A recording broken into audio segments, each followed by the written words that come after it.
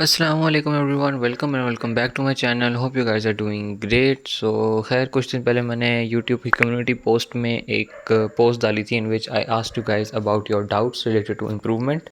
और बहुत से क्वेश्चन मुझसे पूछे गए थे और मोस्टली क्वेश्चन रिपीट हो रहे थे। सो आई थॉट कि मैं उन सब क्वेश्चन के आंसर इस एक वीडियो में दे दूँ। So without further ado let's dive into the video.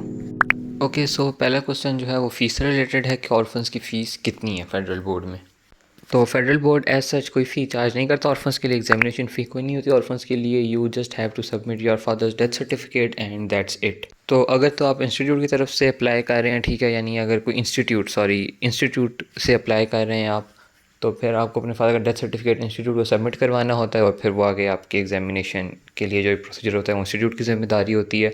लेकिन अगर आप ख़ुद से अप्लाई कर रहे हैं एज अ एक्स कैंडिडेट या प्राइवेट कैंडिडेट, तो फिर जब आप अप्लाई करते हैं ऑनलाइन, तो वहाँ पे जो पेड चालान फॉर्म वाला पोर्शन होता है, वहाँ पे आपने पेड चालान की पिक्चर अपलोड करने की जगह अपने फादर की डेथ सर्टिफिकेट की पिक्चर अपलोड करनी होती है एंड दैट्स इट। उसके बाद आपका चालान अपडेट हो जाता है। अगर अपडेट नहीं होता तो आप फेडरल बोर्ड के हेल्पलाइन सेंटर पे कॉल करके उनसे ये इशू डिस्कस कर सकते हैं, या फिर आप डायरेक्टली फेडरल बोर्ड के ऑफिस जाके भी उनसे ये बात डिस्कस कर सकते हैं। लेकिन फ़ी जो है फेडरल बोर्ड नहीं चार्ज करता ऑर्फन स्टूडेंट्स के लिए, इट्स फ्री ऑफ कॉस्ट। और जो रेगुलर स्टूडेंट्स हैं उनके लिए जो फ़ी है वो 2700 है 10 सितंबर तक। उसके बाद डबल हो जाएगी, फिर उसके बाद ट्रिपल हो जाएगी। सो वो मैं ऑलरेडी बता चुका हूँ पहले। Okay, so the next question is about improvement attempts कि आप सेकेंड ईयर के बाद फर्स्ट ईयर की इम्प्रूवमेंट दे सकते हैं कि नहीं दे सकते। सो द आंसर इज़ कि आप बिल्कुल दे सकते हैं इम्प्रूवमेंट। फर्स्ट ईयर के बाद भी आप इम्प्रूवमेंट दे सकते हैं, सेकेंड ईयर के बाद भी आप इम्प्रूवमेंट दे सकते हैं। You have a chance.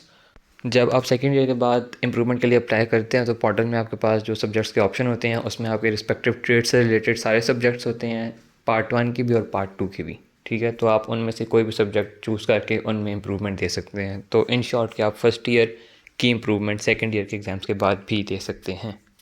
Okay, so the next question was कि इम्प्रूवमेंट के लिए कॉलेज से अप्लाई कर सकते हैं सेकेंड ईयर के बाद।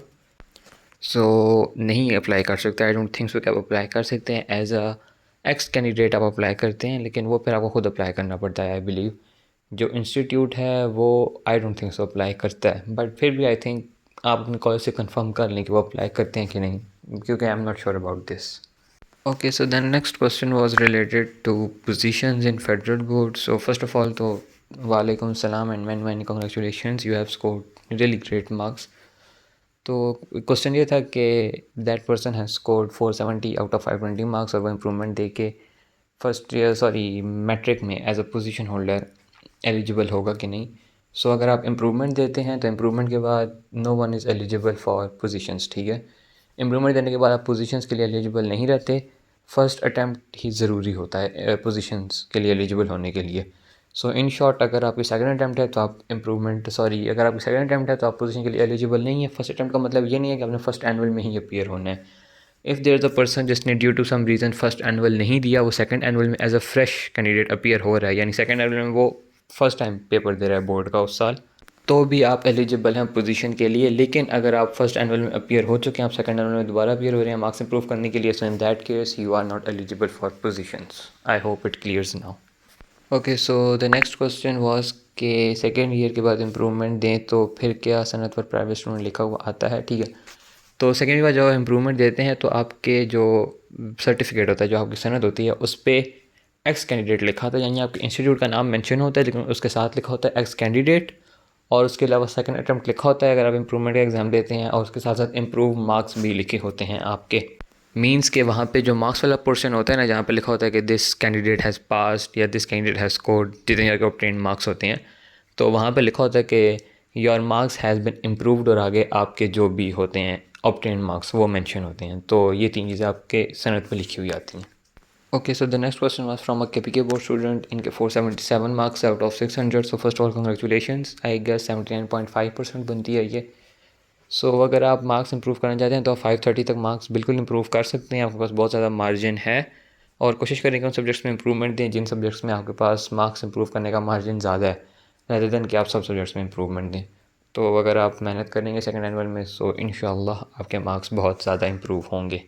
Okay, so this question was related to formative summative topics के फॉर्मेटिव टॉपिक्स प्रिपेयर करने चाहिए या नहीं। सो आई वुड सजेस्ट कि फॉर्मेटिव टॉपिक्स को एक दफ़ा जनरली रीड ज़रूर कर लें, क्योंकि लास्ट टाइम भी केमिस्ट्री के पेपर में एक क्वेश्चन हमारा फॉर्मेटिव टॉपिक में से आया हुआ था। सो आई वुड सजेस्ट कि आप कर लें फॉर्मेटिव टॉपिक्स को रीड, याद बेशक उनको मत करें लेकिन रीड करें, और जो रिवीजन के डेज होंगे उनमें आप सिर्फ और सिर्फ समेटिव टॉपिक्स को ही करें, मेनली फोकस समेटिव टॉपिक्स पे करें, और फॉर्मेटिव को थोड़ा जनरली रीड कर लें अगर टाइम हो तो, वरना अगर छोड़ भी दें तो ऐसा कोई प्रॉब्लम नहीं है।